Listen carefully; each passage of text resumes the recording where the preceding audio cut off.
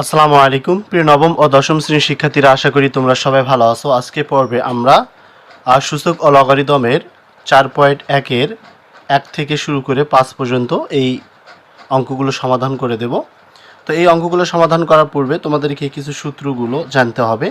তোমরা 1 নম্বর সূত্রটা দেখতে পাচ্ছ, এখানে বলা আছে দেখো a⁴m into a⁴n equal to, যখন বেস একই হবে দেখবা, আর যদি গুণন থাকে তখন পাওয়ারগুলো কী হবে, প্লাস হয়ে যাবে, অর্থাৎ m প্লাস n হয়ে গেল। ঠিক আছে, এরপর যদি বেস একই হয়, যদি ভাগ অবস্থায় থাকে তখন পাওয়ারগুলো কী হবে, বিয়োগ হয়ে যাবে। এখানে দেখো a⁴m ভাগ a⁴n, তখন দুটা বেস যেহেতু একটা বেস নিতে হবে, তখন m ভাগের জন্য কী হবে, বিয়োগ, তাহলে m মাইনাস n। ঠিক আছে, দেখো এরপর 3 নম্বর সূত্রটি দেখো।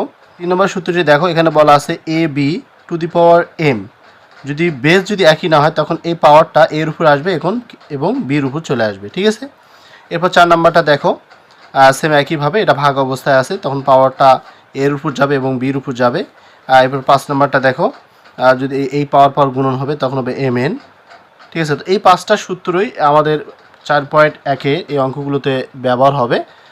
তো আমরা এখন ফার্স্ট টাইম আমরা এই 1 নম্বর অঙ্কটি সমাধান করা শিখব। এখানে বলা আছে 7⁴ ইন্টু 7⁻³ ভাগ 3 ইন্টু 3⁻⁴।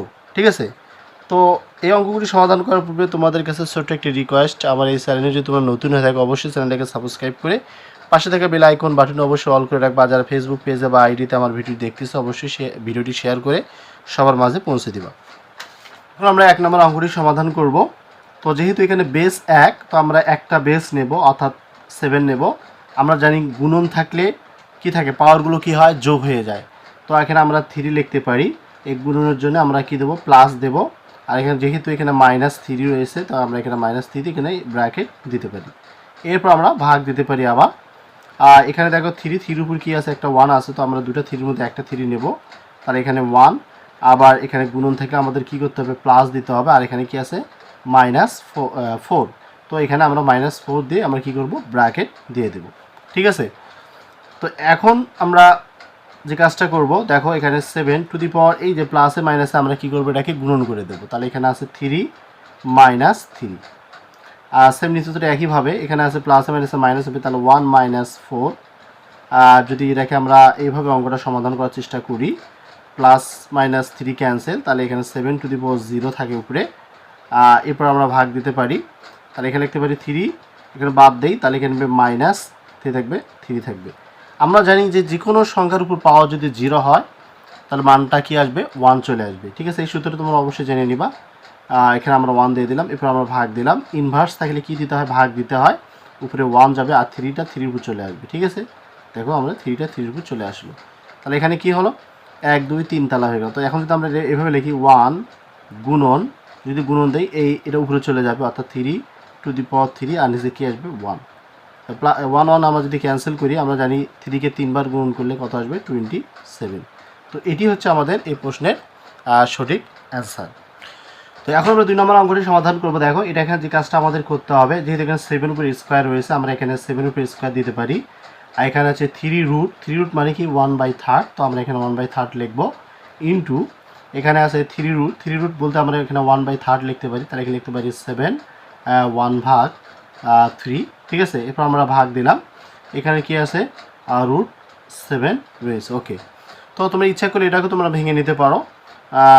এখন যে আমাদের কাজটা করতে হবে, এখানে আমরা 7 নিলাম, তো এটা যদি আমরা এটার সাথে গুণন করে দিই তাহলে হবে এখানে 2/3 ইন্টু, আবার আমরা লিখতে পারি 1/3। এরপর ভাগ, আমরা আবার এটা কাজটা করব, অর্থাৎ 7 যেহেতু হাফ আছে, হাফ এখানে রুট মানে হাফ, তো আমরা এখানে 1/2 লিখতে পারি। ঠিক আছে, তো এখন দেখো বেস যেহেতু 1, আমরা একটা বেস নিতে পারি, একটা বেস আমরা নিতে পারি 7। তো এখানে উপরে পাওয়ারগুলো যোগ হবে আর নিচের পাওয়ারগুলো কি হবে, বিয়োগ হবে। আমরা জানি ভাগ থাকলে কি হয়, বিয়োগ হয়ে যায়, তোমাদের অবশ্যই এই বিষয়টা জানা আছে। তো আমরা লিখতে পারি এখানে 2/3, এরপর +1/3, এরপর এখানে বিয়োগ, যেহেতু ভাগ আছে তার এখানে লিখতে পারি 1/2। তো এখন আমরা যে কাজটা করব, তোমরা এখানে আমরা 7 নেব, নেওয়ার পর এখানে লসাগু করতে হবে। দেখো 3 3 3 আমাদের লসাগু হবে এখানে 3 3 আর হচ্ছে 2, এর লসাগু হবে 6। তো এই 3 এই 6-এর মধ্যে 2 বার যায়, 2 দ্বারা আমি এই 2কে যদি গুণন করি তাহলে 2 2 4, এরপর প্লাস এটাও আমাদের 2 বার যায় তাহলে হবে 2, মাইনাস আর 2 6-এর মধ্যে 3 বার যায়, 3 দ্বারা 1-এর সাথে গুণ করলে তাহলে হবে এখানে 3। তো এখানে আমরা লিখতে পারি 7 টু দি পাওয়ার, এখানে যেটা থাকবে নিচে 6 থাকবে, এখানে যোগ করলে কত হবে 6, তাহলে 6 মাইনাস কত 3।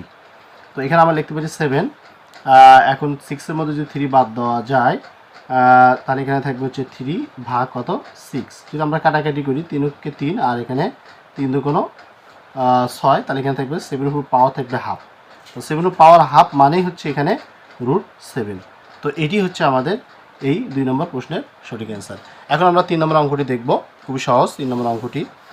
3 নম্বর অঙ্কটি এইভাবে আছে, তোমরা দেখো আমরা 3 নম্বর অঙ্ক উঠে দিলাম, যেখানে আছে 2 টু দি পাওয়ার ইনভার্স 1, এরপর প্লাস এরপর 5 টু দি পাওয়ার ইনভার্স 1, এরপর আছে ব্র্যাকেটে ইনভার্স 1 রয়েছে।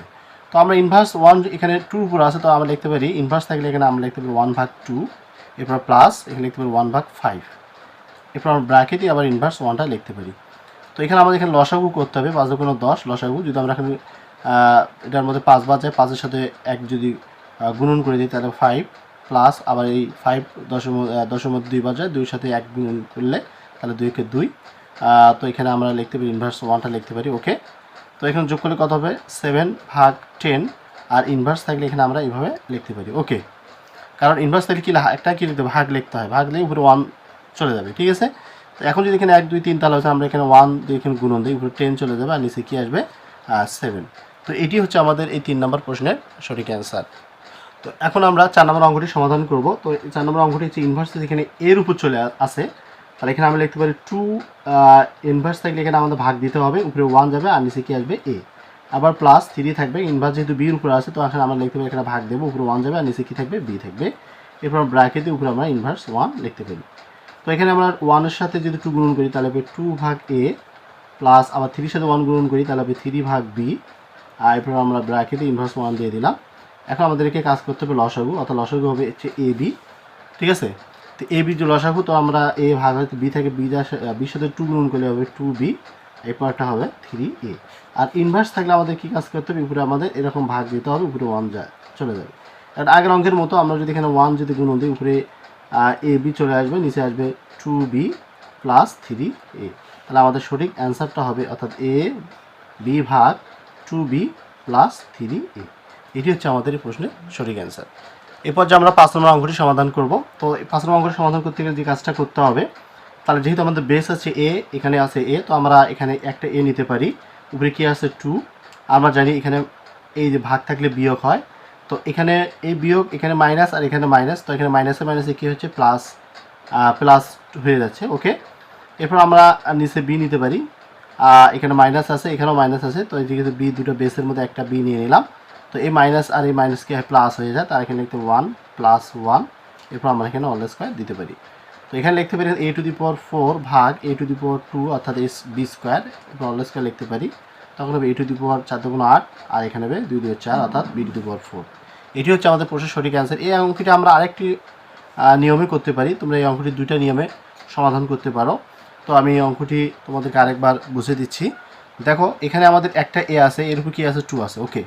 আমরা জানি এখানে ভাগ থাকলে কি হয়, বিয়োগ দিতে হয়, ভাগ থাকলে কি হয়, বিয়োগ দিতে হয়। কিন্তু এই এখানে আবার দেখো আরেকটা বিয়োগ রয়েছে, তাহলে আমরা যদি এইভাবে লিখি -2, তাহলে মাইনাসে মাইনাসে কি হয়, তাহলে কি প্লাস হয়ে যায়, তাহলে এই যে +2 হয়ে গেছে, ঠিক আছে। আর আমরা এই যে কাজটা আমরা একবারে করে ফেললাম। সেম বিটাও একইভাবে, যেহেতু উপরে আমাদের দেখো এখানে নিচে আমরা একটা বি আছে, বির উপর অবশ্যই একটা 1 আছে, আর এখানে কি এই ভাগের জন্য আমাদের অবশ্যই একটা বিয়োগ দিতে হবে, আর এখানে কি আছে -1 আছে, আর -1 এখানে কি মাইনাসে আবার কি প্লাস হয়ে যায়, ঠিক আছে, যেটা আমরা এখানে কাজটা করে ফেলছি। তো আজকে এই পর্যন্ত। যদি ভিডিওটি ভালো লাগে অবশ্যই চ্যানেলটাকে সাবস্ক্রাইব করবা এবং পাশে থেকে বেল আইকন বাটনটি অল করে রাখবা, এবং পরবর্তীতে আমরা বাকি অঙ্কগুলো পর্ব আকারে সমাধান করার চেষ্টা করব। আজকে এই পর্যন্ত। আল্লাহ হাফেজ।